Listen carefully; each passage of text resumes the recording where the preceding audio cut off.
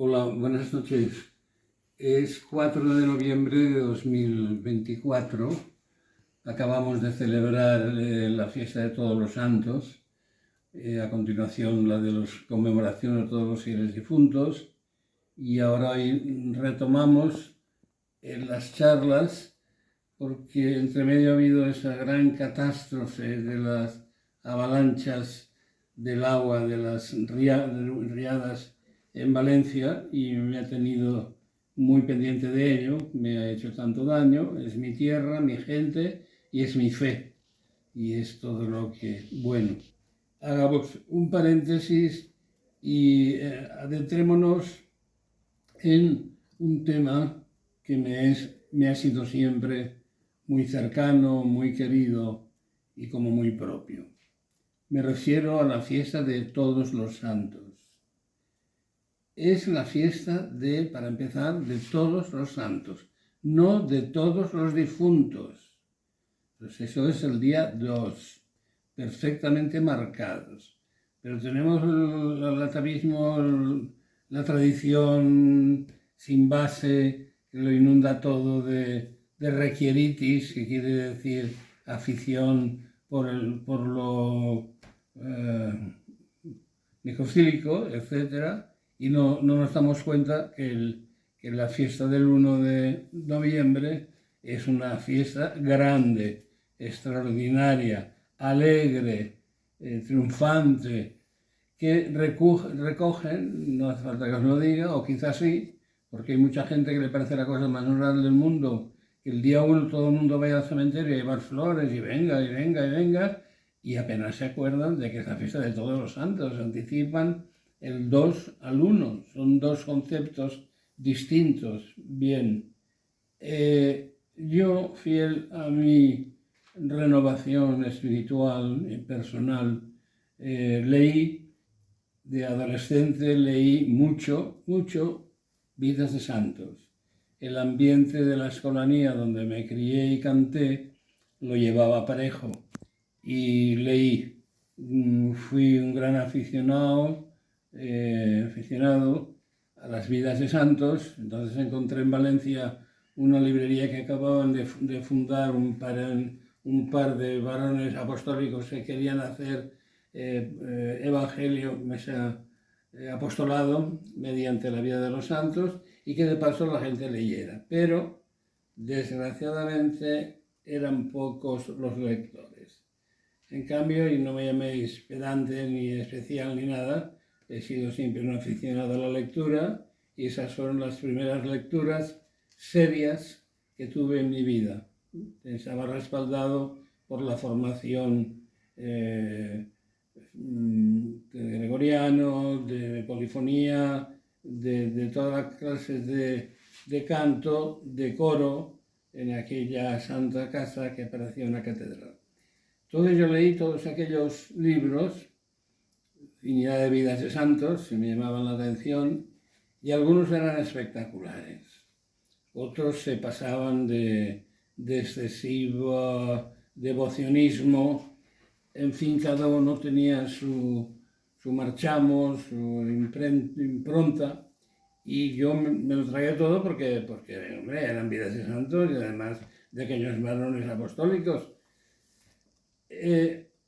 Me planté en los 15 años, entre los 15 y los 17, en que pude leer todo lo que yo quería y agoté aquella biblioteca que se llama Nuestra Señora de los Buenos Libros. Sí, Nuestra Señora de los Buenos Libros. Se construyó, se hizo una imagen de la Virgen con el niño y con la mano extendida tenía un libro mostrándonos el camino de las buenas lecturas. Yo no sé el éxito ese que pudo obtener, a mí me hizo mucho bien. Desapareció aquel apostolado de aquellos curas, de seglar y tal. Bien, me marché, fui al convento a los 17 años, salí a los 19 de propia voluntad. Es un trauma, es una marca, es una experiencia que me marcó, pero que gracias a Dios salí de ella porque, una vez más, excusadme que lo diga, el culpable de nada no era yo, eran las capas que se sobreponían sobre los candidatos. Entonces, ya mayor, digamos 20, 21, 22, me di cuenta de que aquellas vidas de santos estaban un poco pasadas de moda, algunas, no todas, etc. Y me empeñé en ver todos aquellos santos, San Luis Gonzaga, San Estanislao de Kostka, San Juan Bermas y muchísimos más. Volví a leerlos todos, ya me preocupé yo, adulto como era ya y aficionado a la lectura, en encontrar versiones actuales. Me llevé una gran sorpresa cuando leí un libro sobre San Estanislao de Kostka, San Luis Gonzaga, de niñito tonto, memo y dulzón y así, no tenía nada, sino que era todo un genio de temperamento, etc. San Juan de Dios, en fin, una serie de santos que no me llenaron a la cabeza, pero cuyas biografías pude volver a leer en versión crítica actualizada, actual, y fue un gran descubrimiento. Entre los que descubrí hay algunos santos que no son de uso corriente. La gente se entretiene con San José, con Santa Teresa, una grandeza santa, Santa Gemma Galgani, etc. Los tres santos jóvenes jesuitas, San Juan Bermans, 26 años, San Luis Gonzaga, 24, y San Estanislao de Kostka, 15 años. Como comprenderéis, en aquella edad mía y la que tienen esos santos, me importaban mucho. Pues tuve que leerlos y releerlos para darme cuenta que no se parecían en nada a los que había leído yo de adolescente y los que me habían recomendado. Más adelante, amando como amo los santos, pues, como he dicho, me preocupé de hacer unas lecturas más de persona adulta, de serio, sin dejar aquellas tonterías, de que había un santo cuando tenía 7 meses, pues los viernes no mamaba, ya hacía penitencia, etc. Entre ellos encontré que son un plato fuerte los que a mí me llaman mucho la atención y me acompañan y me acompañarán siempre. Los santos son mis amigos, no mis trapacerías, ni arreglos, ni efectistas, ni tal, ni cual, no, y los hay verdaderamente importantes. San Beato José de Labre, por ejemplo, San Casiano de Imola, Santa Juana de Valois, Juana de Francia, princesa, Santa Germana Cousin, francesa, una niña de 15, 16 años, y así sucesivamente. Entonces, de estas que leí, que me quedé encandilado, que me enamoré y que me hacen compañía porque en cualquier momento puedo echar mano de esa biografía y ver la cara oculta de la luna de los santos, que no, sí, también, pero se hace mucho daño con las versiones melifluas que se toman de los santos, como San Luis Gonzaga y estos santitos. Los reventeristas tienen también a San Gerardo Mayela, no sé cómo lo habrán tratado, pero en fin, son santos que se han quedado ahí para siempre y que me hacen una gran compañía. El ejemplo único, el modelo único, como decía el padre Carlos de Foucault, es Jesús, por supuesto. Que nadie me venga ahora con trampantrojos de que yo quiero más a los santos que a Jesús. No. Los santos, bien leídos, bien entendidos y seguidos en su ejemplo, me llevan a Jesús, indefectiblemente. Entonces viene a ser toda una cosa. Entonces, si alguien viene a casa y en mi oratorio ve algunas láminas o estampas o tal, y estampitas, hay días que no hay ninguno y hay otros días que hay, 7 u 8 estampitas o postales para venerar, pues que no se le llame la atención, porque no es ninguna beatería ni ninguna chorradita de las que se estilan por ahí, sino oro puro y duro. Quiero empezar por San Benito José Labre, que es un caso muy especial, y para que yo no me quede nada en el tintero, os lo voy a leer sucintamente. Este hombre, suele decirse ante el desvalido, va dejado de la mano de Dios. Se acierta así cuando tal se dice y cuando ingenua y reverenciantemente se toma la mano de Dios por el próvido cuerno de la abundancia. Un supermercado de gracias, milagritos y indulgencias.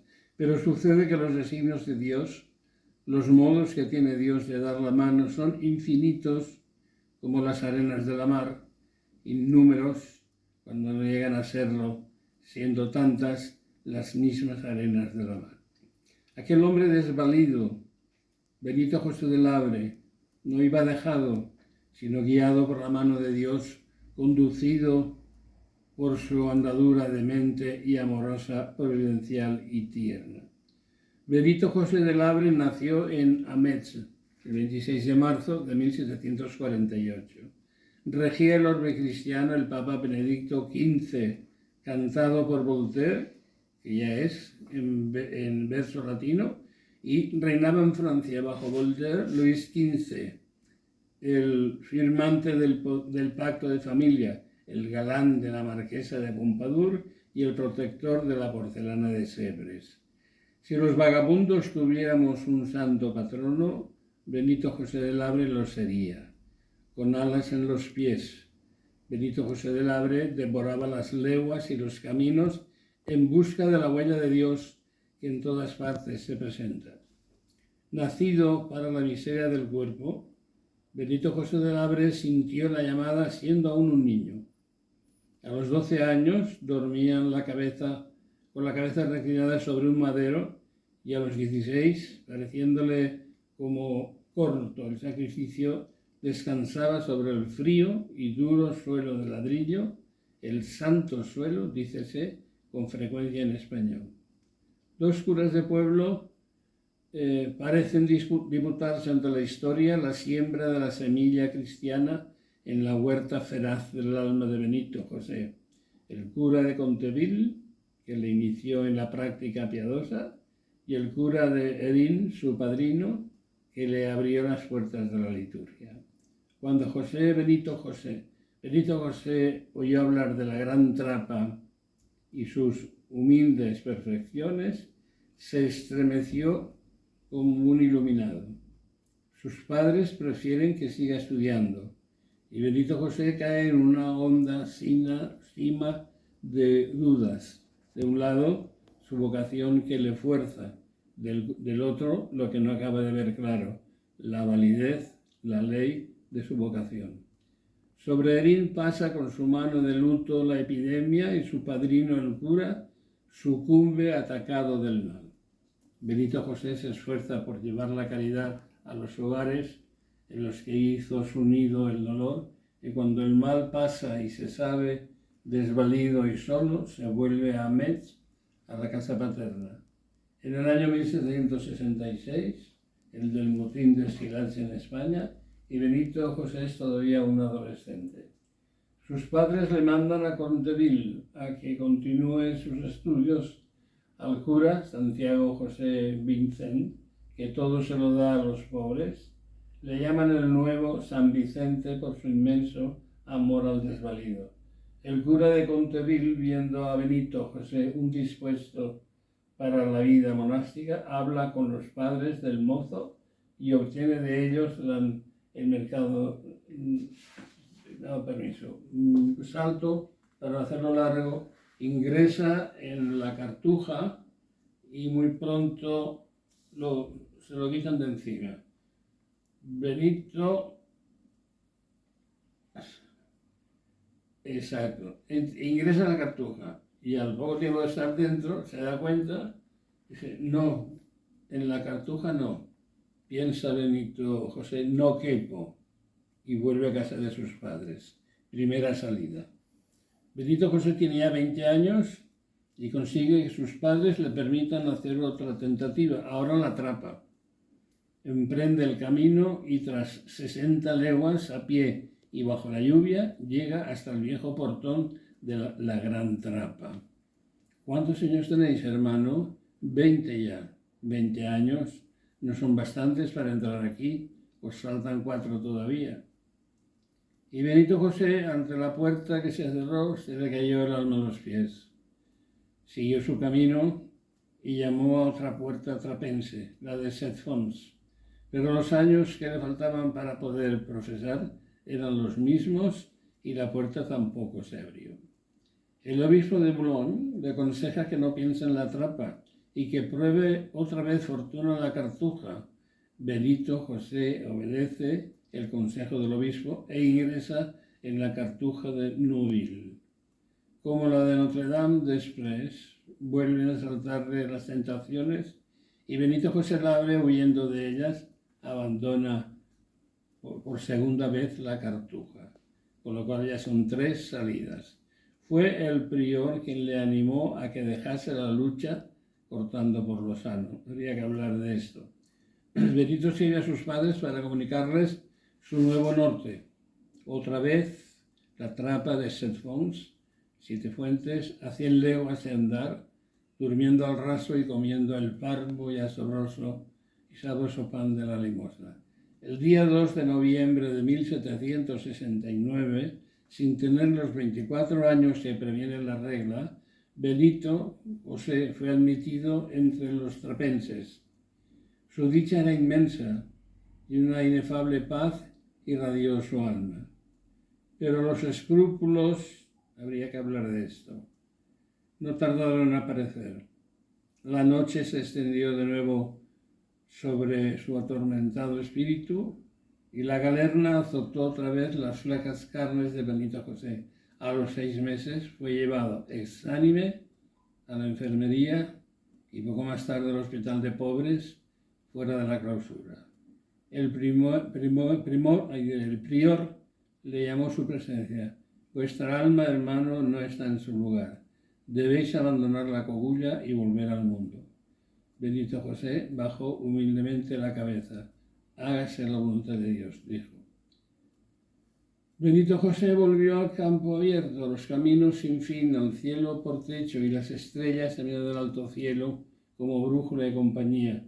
Toda su vida anterior la enciende como el fogoso noviciado de lo que se propone ser un monje errante, un vagabundo de Dios, una pura llama que, olvidada de su cuerpo, vivirá de lo que a los demás les sobre.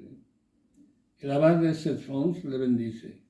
El Benito José emprende, serena el alma y el llanto brillándole en los ojos, el largo camino de Roma. Desde Chieti, ya en tierras italianas, Benito José escribe a sus padres su última carta, una ingenua y patética despedida entre cuyos lazos se adivina la beatitud. Benito no volverá a intentar ingresar en ningún convento porque estaba visto que Dios, por mano de los priores, o él mismo, ahí habla de escrúpulos y de inquietud de su espíritu, sería para detenerse otro día y deshacer eso y explicar qué significa los escrúpulos de la vida religiosa. Es un daño duro, muy duro, y todo les da aprensión, todo no puede ser. Por esto habían santos que se confesaban todos los días porque tenían escrúpulos de que habían pecado y siempre andaban, pues cosas así. Él queda en Roma y va a hacer la tradicional de las basílicas romanas, atender a la liturgia del papado. Benito José tiene un desdichado aspecto. Va perdiendo la compostura, va vestido de harapos de cualquier manera, duerme en el suelo, debajo de los puentes, atiende a todos los pobres que pilla, le dan a veces limosnas a él y él las da inmediatamente a los pobres. Es decir, que se adivina ya una ascesis un camino singular, aparte de todo lo demás, en el cual está empezando a sentirse feliz y fin definido. Él era de fuego para Dios y de carne para el prójimo y de bronce para consigo mismo. Su filosofía era la del pájaro del cielo, la de la poética avecilla que todo lo confía en Dios. Se ofende a Dios, dijo al cura de Cosignano, porque no se conoce su bondad. Todo esto que va viviendo no es gratuito, no es baladí, son un camino de vida interior, de oración, de pertenecer a la Iglesia y a todos y no pertenecer a nadie. Él es Él, sin ningún asomo de vanidad ni de singularidad, sino que en Loreto, un clérigo, al verle sobre el duro suelo de la iglesia, le preguntó: ¿no sabe, hermano, que el frío de la piedra y el aire colado del campanario pueden matarle?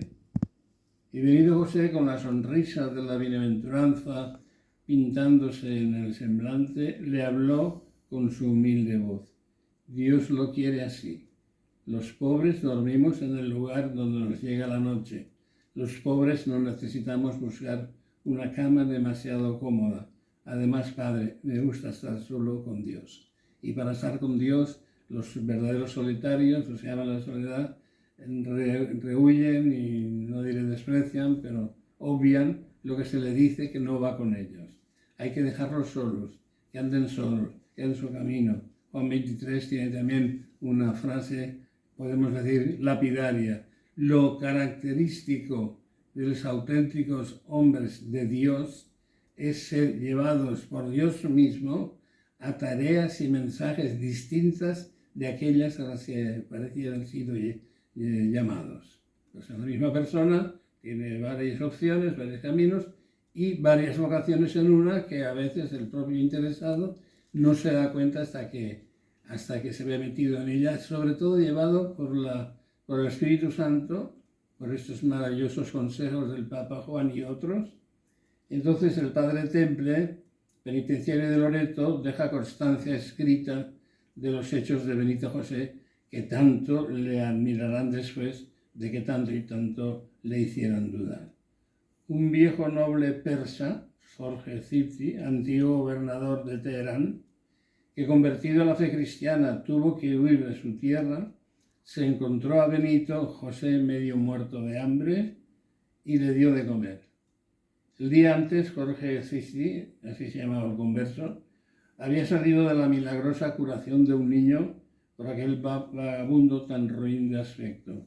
En una casa del camino, en cuyo establo Benito José se había guarecido, una mujer rompió a gritar desesperadamente porque su hijo único, entre horribles dolores, se moría. Benito salió de la cuadra, tocó la cabeza del niño y habló a la madre. Cálmese, madre, vuestro hijo ya no llorará más. El niño se quedó dormido y al cabo de varias horas se despertó sano como una manzana. El milagro se había producido. Benito José, andarín infatigable, recorrió durante 8 años los más renombrados santuarios de Europa. En España visitó Montserrat y Compostela.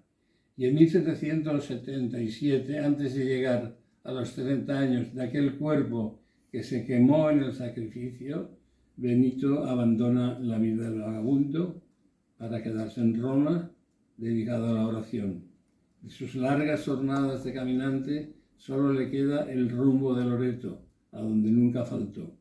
En 1780 y en Loreto conoció a Gaudencio Sori, el santero, y a Barba, su mujer, que le socorrían, esforzándose en que Benito José no lo notase. El padre Almerici, que le confesaba a menudo, le preguntó 2 años más tarde: ¿volverá el año que viene, hermano? No, padre. ¿Por qué? Porque debo ir ya a mi patria, respondió con diáfana clave Benito José. En 1783, el padre Daffini, familiar del cardenal Aquino, vio a Benito José en la iglesia de los santos apóstoles, circundado por un nimbo de la luz. María Poeti, una piadosa mujer que solía rezar en la iglesia de Nuestra Señora de los Montes, vio resplandecer en medio de la penumbra la faz de Benito José, cuyo cuerpo se elevaba por encima del peldaño en que estaba arrodillado. El abate Luigi Pompei en Santa María la Mayor vio arder en llamas la cara de José Benito. Nuestro vagabundo, ardiendo en su propia santa sustancia, se consumía a la vista de todos sus admirados y atónitos amigos. El miércoles santo, después de asistir a los oficios, Benito José rodó las escaleras del templo. Todos le socorrieron y el carnicero Saccarelli le llevó a su casa. Recibió la extremaunción y a la 1 de la madrugada, mientras las campanas de Roma repicaban el anuncio de la salve, Benito José Labre, claro espejo de vagabundos, cerró los ojos para siempre y su alma también para siempre voló, escoltada por el sonar de los clarines del gozo hasta el alto cielo de los elegidos. Camilo José Cela, Premio Nobel. Hay más, mucho más. No se queda la cosa ahí. Uno hurga y encuentra petróleo espiritual, gas natural licuado. Era su camino y lo siguió hasta el final. No había caminos para él. Todos los caminos eran suyos y ninguno. Aceptó por 4ª vez la no recepción de su obediente vocación, que santo que se perdieron aquellos cartujos y aquellos trapenses.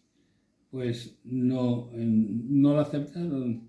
Siempre hay en el misterio de la vocación, algún día lo trataremos, hay un misterio, una razón de ser, un grano distinto, una llamada singular, etcétera, etcétera, que da lo mismo que estés en un convento. Otro día hablaremos sobre el Rafael, Rafael Arnaiz Barón, el varón enamorado de su vocación religiosa, al que no aceptaron, lo aceptaron, pero no tanto, en la trapa precisamente, y después de las turbulencias, los cambios, el enfermero que lo trataba lo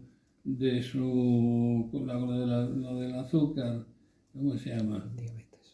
La diabetes sacarina, de las más fuertes. Pues entonces su padre, viendo que el hijo, estoy hablando del hermano Rafael, Arnaiz Barón, por debajo mano le dio al prior, le daba dinero para que lo dejaran allí uno más, sin los aires y los proyectos de que llegara algo, sino como un triste, abandonado y miserable oblato. Y siendo oblato, recorrió su santidad en vida y después en el apostolado directo fue muy, muy milagroso hasta llegar hasta la santidad. Como un oblato, es decir, como lo último de las órdenes religiosas. San Benito José es alguien deslumbrante para enamorar a los que amamos la soledad, la poqueza, como se llame, y la dedicación a algo que evidentemente no se nos puede entender mucho, porque vamos contra corriente y algunas cosas sorprendentes, llamativas, pero cuando uno se encuentra en la ermita, resulta que era 20 días sin pan y acababa comiendo los mendrugos que un buen amigo suyo le traía para que alimentara a sus conejos, con los que se mantenía el ermitaño, hasta que se dio cuenta que no podía seguir criando y matando a los conejos, era demasiado, y aquel se los llevó. Y cuando pasaba, bueno, tantas cosas, ¿no? Y uno es una felicidad tan inenarrable, como decía el monseñor, el de Santiago,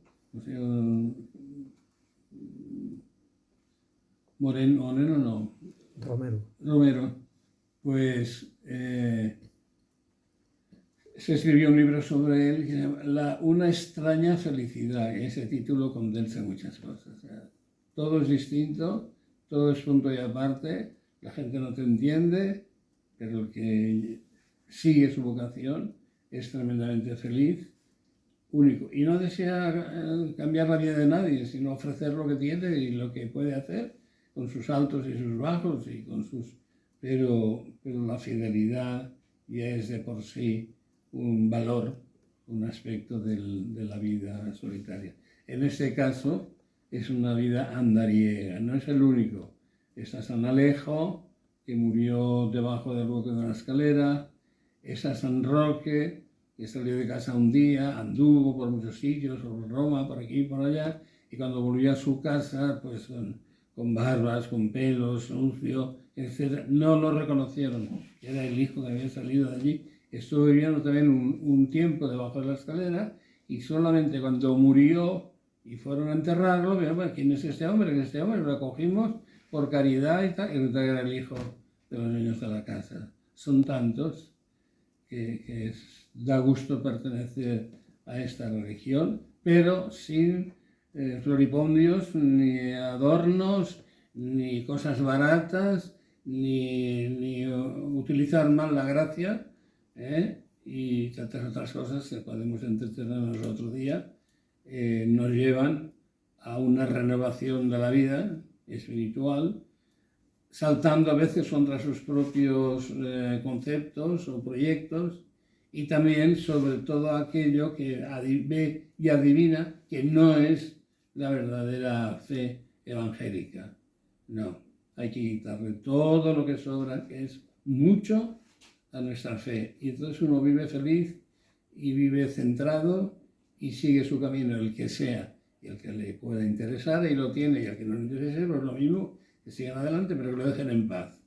Ojalá, termino con esto, porque les podría hablar también mucho de mi amor por los santos, como San Casiano de Imola, asesinado por sus alumnos adolescentes, que cuando descubrieron que era cristiano, que él intentaba disimularlo para seguir siendo maestro, enseñando, hasta que ellos astutos y largos descubrieron que era cristiano, y entonces fueron a por él. Y con los cálamus, con lo que escribían entonces en la tablilla de barro, y un cálamus, o sea, un punzón, iban marcando con todo eso. Entre todos lo asaetearon y lo asesinaron. Es mártir. Bueno, queridos amigos, espero no haberos aburrido mucho y haberos aportado pues un poco de lo que yo sé he aprendido, por si os sirve a vosotros y os ayuda a ser mejores. Que seáis felices y que entremos en el mes de los difuntos, de los cuales hablaremos otro día, y que podáis pedir, si algo necesitáis, ya veríamos la manera de contestaros. La paz del Señor sea con vosotros.